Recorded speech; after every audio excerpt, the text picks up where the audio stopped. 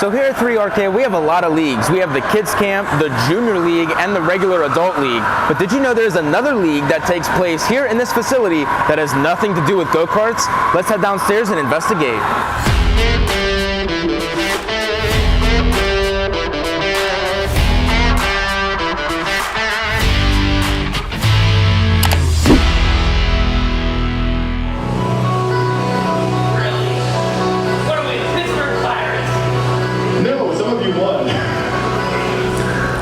I am Christopher James. I am the resident AXEMASTER here at Three Rivers Entertainment Park. It was about December, yeah.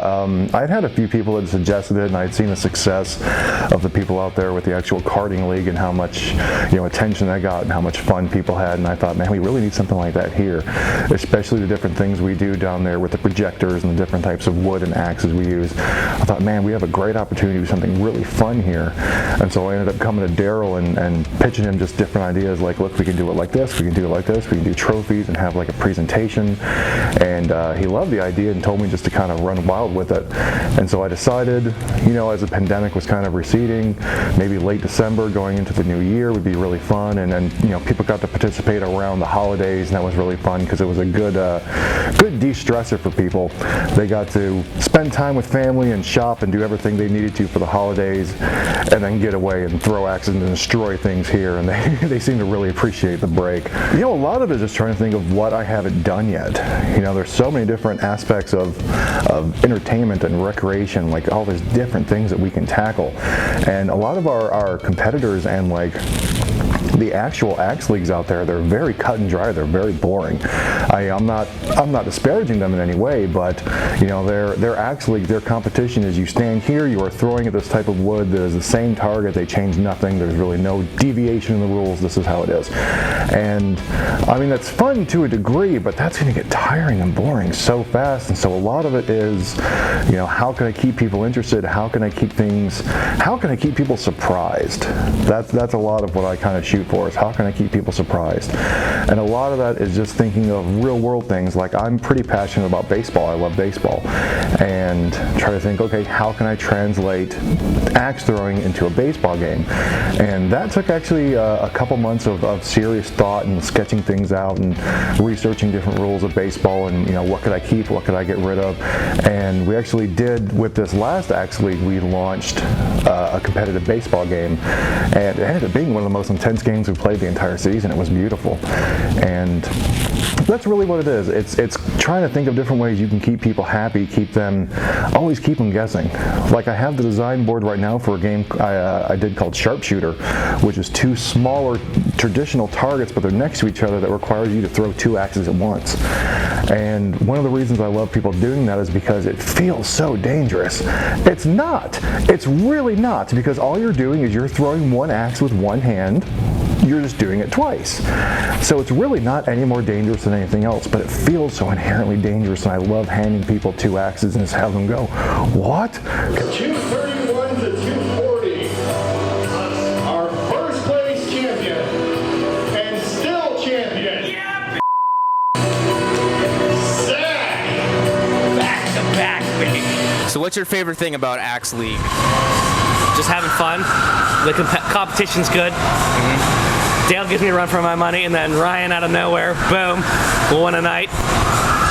Being able to get out and meet new people, and then Chris just with us all the time. I mean, it's always fun.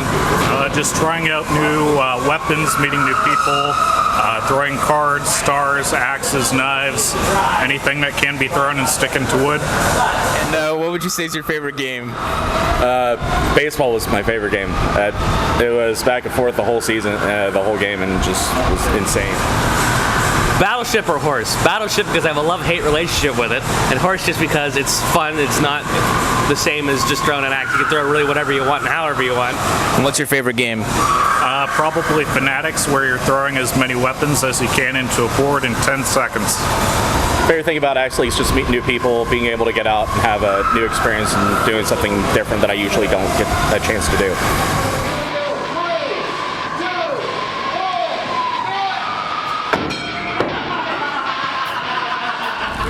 How do I come up with it? I don't know. I just I start with an initial idea and I run with it, and I don't do a lot of research online, because the last thing I want to do is find someone else's idea and try to incorporate it in my own. I like what we do here at Three Rivers, and I like the fact there's a serious spark of originality to it, and I want to keep that.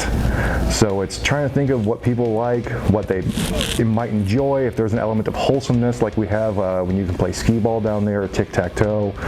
There's an element of wholesomeness to it with this thing that feels so inherently dangerous, and it gives them this good rush. You're only down there for an hour, or with the Axe League about 2 hours, but in that time I see people really truly having fun, and I get a lot of satisfaction from that. I like that. I love the fact this last season I actually took them outdoors. That was a huge surprise. My inspiration for that was thinking back in, especially in college, if it's a really good day, you get that one teacher that says, oh, we should go outside.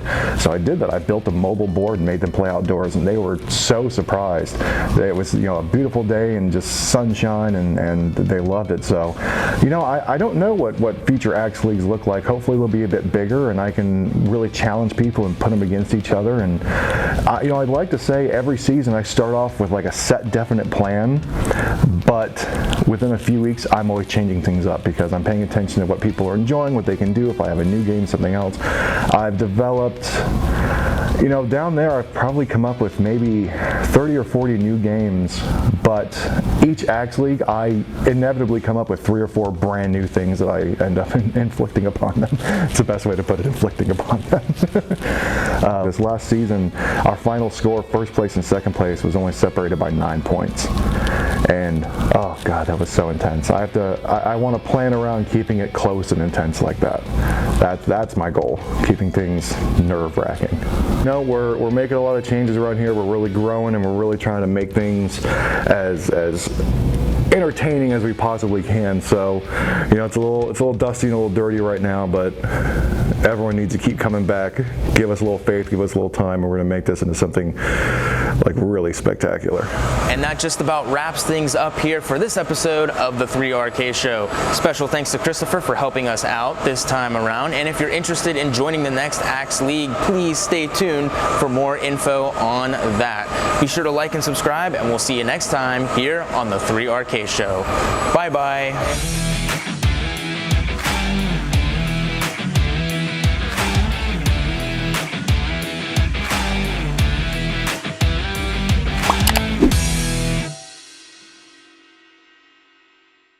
I didn't practically swear at all during this. We're starting over.